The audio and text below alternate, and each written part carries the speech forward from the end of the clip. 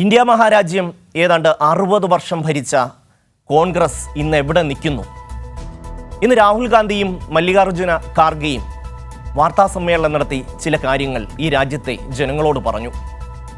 ഇന്ത്യയിലെ ഏറ്റവും പ്രായമുള്ള രാഷ്ട്രീയ പാർട്ടിക്ക് പ്രവർത്തിക്കാൻ പണമില്ല. അവരുടെ അക്കൗണ്ട് ഫ്രീസ് ചെയ്തിരിക്കുന്നു.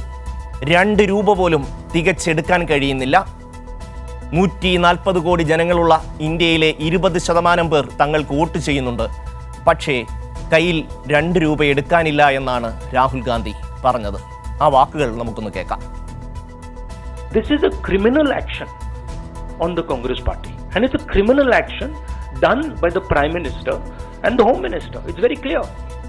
This type of activity does not happen without them in today's India. The idea that India is a democracy, this is a lie. There's no democracy in India today. The idea that India is the world's largest democracy is a lie. It's a complete lie. 20% of India votes for us, and we are not able to pay 2 rupees. Right? And it has been orchestrated to cripple us in the elections. Now, even if our bank accounts are unfrozen today, huge amount of damage has been done to Indian democracy. കോൺഗ്രസിന്റെ ഫണ്ടുകളെല്ലാം മരവിപ്പിച്ചിരിക്കുന്നു എന്നാണ് രാഹുൽ ഗാന്ധി പറഞ്ഞത്. പ്രവർത്തിക്കാൻ ഒരു പൈസ പോലും കയ്യിലില്ലാത്ത അവസ്ഥ.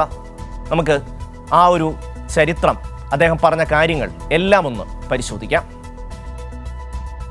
പ്രവർത്തനത്തിന് പണമില്ലാത്ത അവസ്ഥയിലാണ് ഇന്ന് കോൺഗ്രസ്.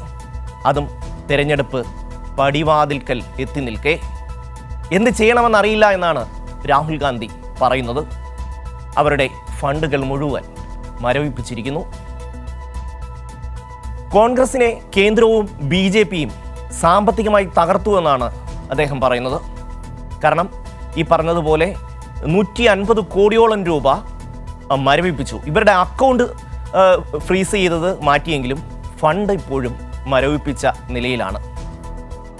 കേന്ദ്രത്തിലെ വിദ്വേഷം പരത്തുന്ന അസുര ശക്തി ബാങ്ക് അക്കൗണ്ടുകൾ മരവിപ്പിച്ചു എന്നാണ് രാഹുൽ ഗാന്ധി പറഞ്ഞത്.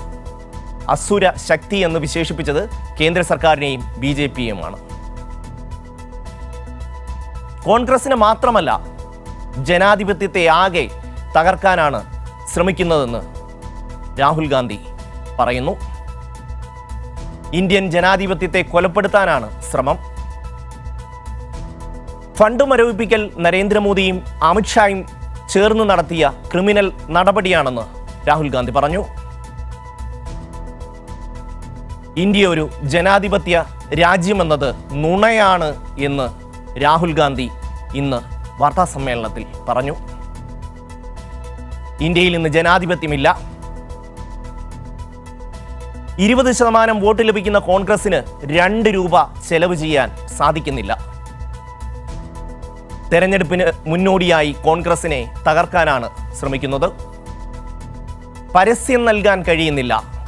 നേതാക്കൾക്ക് യാത്രയ്ക്ക് പണമില്ല. പ്രചാരണത്തിനോ പ്രവർത്തനത്തിനോ പൈസയില്ലാത്ത അവസ്ഥ. തെരഞ്ഞെടുപ്പിനെ നേരിടാനുള്ള ശക്തി പോലും കോൺഗ്രസിന് ഇല്ലാതാകുന്നു എന്നാണ് രാഹുൽ ഗാന്ധി വിലപിക്കുന്നത്. ഒരു രാഷ്ട്രീയ പാർട്ടിയും രാജ്യത്ത് നികുതി അടയ്ക്കാറില്ല. പിന്നെ എന്തിനാണ് തങ്ങളുടെ ഫണ്ട് മരവിപ്പിച്ചതെന്ന് രാഹുൽ ഗാന്ധി ചോദിക്കുന്നു.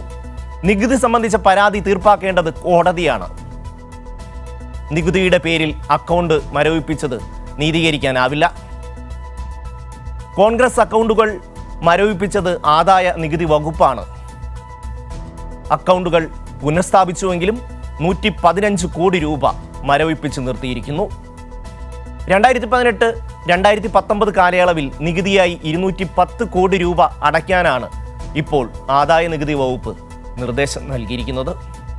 എന്നാൽ ഇത് അംഗീകരിക്കാൻ കഴിയില്ല എന്ന നിലപാടാണ് കോൺഗ്രസ് സ്വീകരിച്ചിട്ടുള്ളത്. തെരഞ്ഞെടുപ്പിൻ്റെ സമയത്ത് മുൻകാല കണക്കുകൾ ചോദിച്ച് അക്കൗണ്ടുകൾ മരവിപ്പിക്കുന്നു. പിന്നീട് ആ അക്കൗണ്ടുകൾ തിരിച്ചു നൽകിയെങ്കിലും പണം മരവിപ്പിച്ചത് അതുപോലെ തന്നെ നിലനിൽക്കുന്നു എന്നുള്ളതാണ് യാഥാർത്ഥ്യം.